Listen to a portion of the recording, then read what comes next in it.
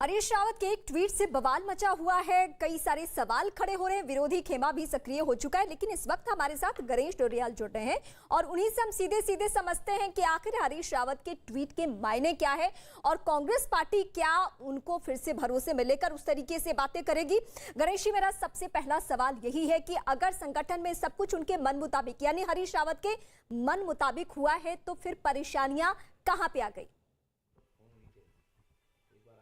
दरअसल इस वक्त हमारे सहयोगी दीपांकर हमारे साथ मौजूद है। दीपांकर, यही सवाल मैं उनसे जानना चाहती हूँ। गणेश जी से यही सवाल अगर आप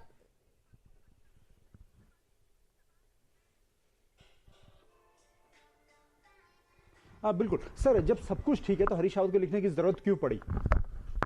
नहीं, मैं ये कह रहा हूँ कि ये जो प्रकरण है ये संगठन से संबंधित बात है। उन्होंने लिखा क्या है? यही तो लिखा है कि संगठन में कुछ लोग जो है या तो मुंह फेर के खड़े होते हैं और उनकी असहयोग की भूमिका है, यही तो लिखा है। और इसको मैं भी महसूस कर रहा हूँ कि ऐसी बात है, और मैं आज नहीं महसूस कर रहा हूँ, मैंने ये महसूस पिछले काफ़ी दिनों से किया। लेकिन मेरी काम करने की शैली ये है कि किसी भी व्यक्ति को पूरा समय दिया जाना चाहिए कि वो अपने को ठीक करे। अगर कहीं कोई दिक्कत है तो उस आशय का हमने जो इसमें बदलाव होना चाहिए, जो ठीक होना चाहिए, जो रिपेयर होना चाहिए, उस आशय को लिखकर हमने हाईकमान को भेज दिया है। और वहाँ का भी मैं आपको बता दूं कि वो भी अंडर प्रोसेस है कि उसको ठीक किए जाने की बातें जारी हैं, उस पर काम किया जा रहा है। तो अगले 1-2 दिन में मैं समझता हूँ कि सब ठीक होगा। हाँ, ये ज़रूर है कि ये पहले ठीक होता तो इस बात को बाहर करने की ज़रूरत नहीं पड़ती, लेकिन ये नहीं हो पाया, इसलिए शायद वो दुखी मन से उन्होंने ये बात कही होगी। और हम सबका कर्तव्य है कि हम उनकी भावनाओं का रिस्पेक्ट करें। वो कांग्रेस के सबसे शीर्षस्थ नेता हैं, सर्वमान्य नेता हैं। इस प्रदेश में अगर सभी दलों को अगर जोड़ लें हम, तो किसी भी दल में ऐसा नेता नहीं है कि जो प्रदेश में सबसे स्वीकार्य हो। आम लोगों की नज़र में, आम लोगों के मनों में उनके लिए जगह है और हम उनको नाराज़ नहीं करेंगे। बिल्कुल उनके अनुरूप हम जो कुछ वो रिस्पेक्ट और जो बदलाव चाहते हैं, निश्चित रूप में पार्टी कल आप लोग दिल्ली में होंगे? पार्टी उनकी भावना को स्थान देगी। कल आप लोग दिल्ली में होंगे? हम लोग कल दिल्ली होंगे, निश्चित रूप में कल दिल्ली होंगे। हम कल हमारे महासचिव वेणुगोपाल जी को हम मिलेंगे और आवश्यकता पड़ी तो हो सकता है कि राहुल जी से भी मुलाकात हो। लेकिन ये समझ लीजिए कि इस पूरे प्रकरण को कल और इसकी सुखद परिणति के रूप में ये प्रकरण सामने आएगा, सवाल एक है होगी और हम वापस फिर उत्तराखंड में होंगे। आप एक न्यूट्रल मैन है इस वक्त, लेकिन हरीश रावत गुट के आप फेवरेट माने जाते हैं। जी जी जी, मेरा सवाल ये है कि हरीश रावत वो चेहरे हैं जो कि हमेशा हमने देखा भी। हालिया में पंजाब का उदाहरण देना चाहूंगी जिसको लेकर कैप्टन ने भी कटाक्ष किया है कि अगर कैप्टन को साइडलाइन करना था, सिद्धू को फ्रंट पे लाना था, चन्नी को सीएम बनाना था, तो सबसे बड़ी भूमिका हरीश रावत की रही। लेकिन वही हरीश रावत अगर पार्टी में उत्तराखंड में खासकर दरकिनार खुद को महसूस कर रहे हैं तो कहां कहां उनसे बातचीत करने की कोशिश की जा रही है, मान मनोबल या उनके एक्सपीरियंस का, उनके तजुर्बे का फायदा पहुंचे पार्टी को?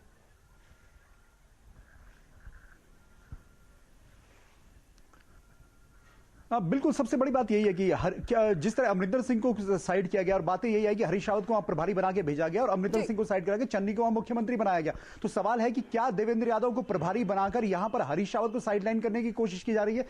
इस तरह की स्थितियां हैं कि अमरिंदर सिंह को वहां हरीश रावत ने बाहर किया, यहां हरीश रावत को बाहर करना है तो यहां देवेंद्र यादव साथ में लगे हुए हैं, ऐसा है? नहीं, दोनों राज्यों की अलग अलग परिस्थितियां हैं।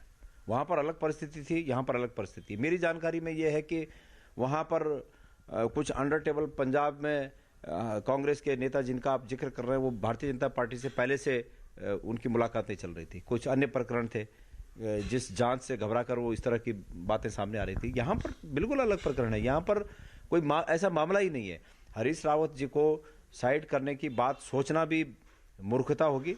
मैं समझता हूँ कि किसी चाहे वो कोई पत्रकार हो, चैनल हो और राजनीतिक व्यक्ति हों, कोई ये बात कि उत्तराखंड में हरीश रावत जी को साइड करने की कोई बात है तो ये बिल्कुल निराधार है, इसका कोई आधार नहीं है और ऐसा कांग्रेस पार्टी सोच भी नहीं सकती। एक फाइनल सवाल, टिकट बंटवारे में मुख्यमंत्री बनने को लेके, इसको लेके प्रीतम सिंह और हरीश रावत के गुट में कोई खेमेबाजी नहीं है, आप ये मानते हैं? मेरी बात सुनिए, कांग्रेस में कोई गुट नहीं। हरीश रावत जिसके नेता हैं वो कांग्रेस पार्टी है, उनका गुट कांग्रेस ही उनका गुट है, कोई दूसरा गुट है ही नहीं। हरीश रावत सबसे स्वीकार्य व्यक्ति हैं। हरीश रावत, सब लोग हरीश रावत जी के साथ हैं और कोई गुट नहीं है। जहाँ तक टिकटों की बात है, टिकटों की बात हमने पहले ही कह दी कि उस व्यक्ति को टिकट मिलेगा जो जीतने की संभावना रखता हो, जनता के साथ कंधे से कंधा मिलाकर जिसने संघर्ष किया हो और कांग्रेस की नीतियों पर जिसकी निष्ठा हो, ये 3 मेन क्राइटेरिया है और इसके आधार पर जो सबसे उम्दा कैंडिडेट सामने आएगा उसको टिकट मिलेगा। तो आपने सुना गणेश गोदियाल जो प्रदेश अध्यक्ष हैं कांग्रेस के, साफ कह रहे हैं कि कोई विवाद नहीं है, लेकिन संगठन जिस संगठन को 4.5 महीने से चला रहे हैं वहां तमाम दिक्कतें हैं। और ये बात उन्होंने अपने एआईसीसी को बताई है और कल उन्हें उम्मीद है कि दिल्ली में जो बैठक होगी राहुल गांधी के साथ, उस बैठक में उस ट्वीट में दरअसल सब कुछ साफ है, वहां पे कोई परेशानी आला कमान से नहीं है, सोनिया गांधी से नहीं है, राहुल गांधी से नहीं है, ये हरीश रावत के ट्वीट के जरिए क्लियर हो चुका है। लेकिन मगरमच्छ जैसे शब्दों का इस्तेमाल और ये कहना कि स्थानीय तौर पे जो लीडर्स है वो काम नहीं करने दे रहे हैं, उनसे परेशानियां हैं, और विश्राम जैसे शब्द का इस्तेमाल करना, यानी स्थानीय तौर पे और संगठन में जो फेरबदल हुआ है उसमें कहीं ना कहीं कुछ विवाद चल रहा है। उस पर जरा बातचीत कीजिए आप।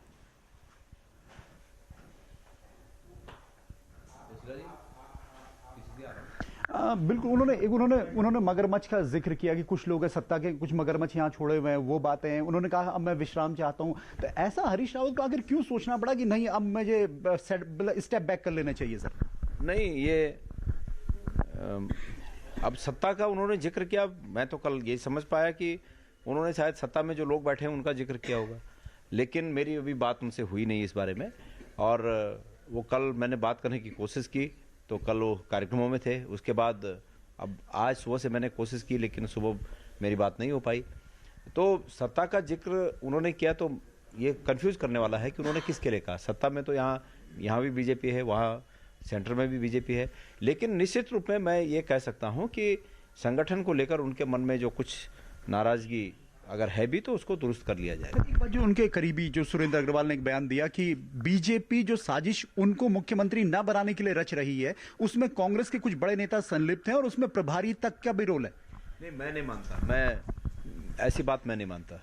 और दूसरी बात है कि जहां तक मैंने पहले ही कहा कि भाई काम करने की शैली सबकी अलग अलग हो सकती है, प्रभारी जी की काम करने की शैली अलग हो सकती है, और जिस रूप में वो प्रभारी हैं उनका मैं समझता हूँ कि ये दायित्व है कि वो सभी पक्षों को साथ लेकर चलें, सभी नेताओं को साथ लेकर चलें।